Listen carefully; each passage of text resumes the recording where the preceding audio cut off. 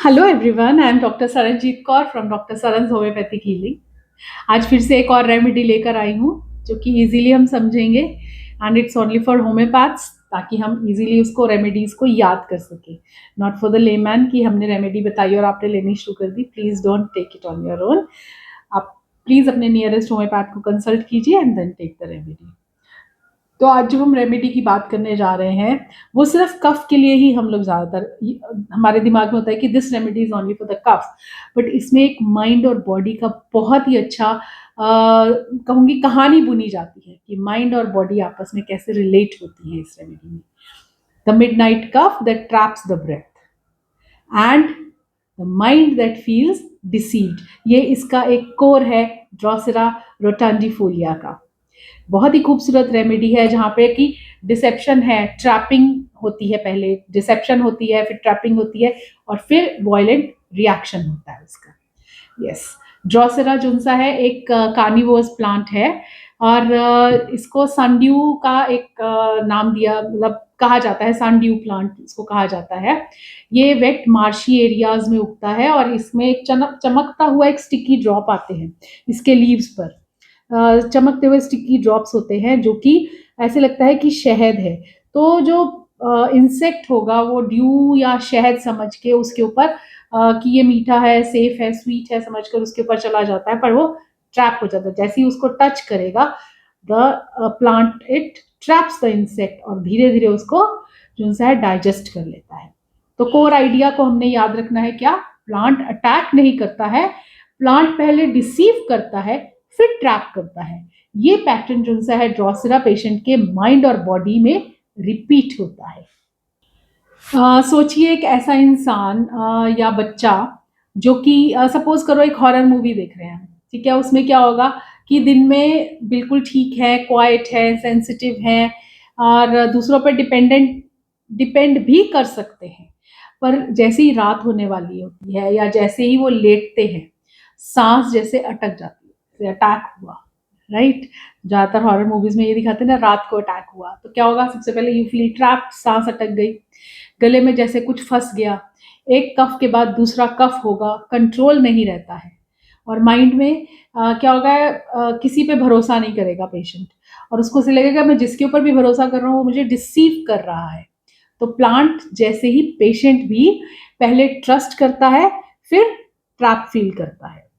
तो ये एक बहुत ही इंपॉर्टेंट सिम्टम है ड्रोसेरा का। चलिए अब हम इसके निमोनिक्स करते हैं। तो डी इज फॉर डिसीव्ड या डिल्यूडेड या परसिक्यूटेड। ये सबसे स्ट्रॉन्ग माइंड सिम्टम है जो कि हमारे को ड्रोसेरा में मिलता है कि पेशेंट को लगता है लोग मुझे चीट कर रहे हैं, मेरे अगेंस्ट कुछ हो रहा है, मैं किसी पर भरोसा नहीं कर पाता हूँ, मैं जिस पर भी भरोसा करता हूँ वो मुझे धोखा दे जाता है। ये एक लाउड शाउट नहीं करता है पेशेंट कि हाँ मैं मेरे साथ ऐसे हो रहा है, वो अंदर ही अंदर उसके सस्पिशन चलता रहता है, सस्पिशियस होता है पेशेंट, मिसट्रस्ट करता है, किसी ऊपर ट्रस्ट नहीं कर सकता, डिल्यूजन्स होती हैं इसको कि I am being persecuted. Delusion होता है इसको, साथ में होता है कि सब लोग मेरे को धोखा दे रहे हैं, ठीक है। उसकी वजह से उसके अंदर रेज भी हो सकता है, फ्यूरी भी हो सकती है, इस सस्पिशन के कारण उसमें सुसाइडल टेंडेंसीज भी हो सकती हैं। ये अंदर ही अंदर चलता रहता है उसके सारा सस्पिशन। और ये साइलेंट हर्ट जो सा है, जो इसके अंदर साइलेंट हर्ट होता है, एक वायलेंट रिएक्शन बन के बाद में बाहर निकलता है कफ या एंगर के फॉर्म में। चलिए ये हुआ डी। अब डी के बाद R, R is for restless and rapid cough होगा इसके अंदर। एक कफ के बाद दूसरा कफ, यानी एक खांसी उसकी रुकती ही नहीं है और कंटिन्यूस चलती है उसकी खांसी और बीच में सांस लेने तक का मौका नहीं मिलता, इतनी ज्यादा खांसी होती है। उसी तरह से जैसे गुस्सा जो है वो धीरे धीरे नहीं, एकदम सडन और अनकंट्रोलेबल गुस्सा होगा उसको अगर उसमें आएगा तो। Then O, O is for on lying down worse. जैसे ही पेशेंट लेटता है, लाई डाउन करता है, कफ शुरू हो जाता है। पेशेंट बोलता है मैं लेट नहीं सकता, बैठता है, खड़ा होता है, इट्स नॉर्मल, पर जैसे ही लेटता है तो उसको एक ट्रैप्ड फीलिंग होती है, एस्केप नहीं मिलता है उसको कहीं से। बस वो बैठेगा तो उसको आराम आएगा, यानी एस्केप मिलता है बैठने पर या खड़े होने पर। तो सिटिंग में रिलीफ है, ऑन लाइंग डाउन वर्स है। देन एस, ऐसे उसको ऐसी sensation of something stuck in the throat, गले में जैसे कुछ फंसा हुआ है, फेदर, क्रम या बाल जैसे गले में फंसे हुए हैं। क्लियर करने की कोशिश करता है बट क्लियर नहीं कर पाता है। और सेंसेशन ऐसी होती है जैसे कुछ फंसा हुआ है। ये हाइपर सेंसिटिविटी है। जैसे ही प्लांट को इंसेक्ट ने टच किया, उसने प्लांट ने उसको ट्रैप कर लिया। इसी तरह से ये हाइपर सेंसिटिविटी पेशेंट में भी है। टच नहीं, टच होते ही रिएक्शन होता है। जैसे ही पिलो को टच किया, cough starts. Then E is for exhaustion after cough. अब इतनी खांसी हुई है, इतना ज्यादा हुआ है, तो एग्जॉशन तो होगी ही, थकान होगी, पसीना आएगा, वॉमिटिंग हो सकती है पेशेंट को। अगर हम कहें, बच्चे आते हैं हमारे पास कि ये खांसी करते करते वॉमिट कर रहा है, थिंक ऑफ ड्रोसेरा। पेशेंट बिल्कुल पूरी तरह से टूट जाता है, ब्रेक डाउन हो जाता है पेशेंट का। इमोशनली भी जब इतना आउटबर्स्ट हो अगर पेशेंट का इमोशंस का, तो उसके बाद ड्रेन्ड आउट फीलिंग होगी। तो E is for exhaustion after cough या एग्जॉशन आफ्टर एंगर भी हम कह सकते हैं। Then R, R is rough and hoarse voice. अब इतना उसने वॉइस को यूज कर लिया है कफिंग में, उसकी रफ एंड होर्स वॉइस हो गई है, तो इसमें लैरिंग्स इन्वॉल्व होता है।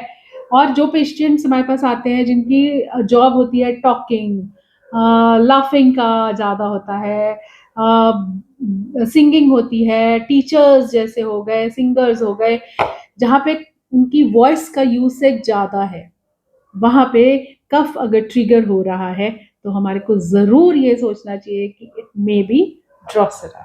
ठीक है, वॉइस बैठ जाती है, पेशेंट आगे कहते हैं मेरी आवाज़ ना बैठ गई है, तो लेरेंजियल कफ रेमेडी होती है ड्रोसेरा, इसलिए हम ज़्यादातर कफ में देते हैं। बट रिमेंबर दैट इसके अंदर पेशेंट में जो सा है कफ एंड साथ में माइंड सिम्टम होना चाहिए।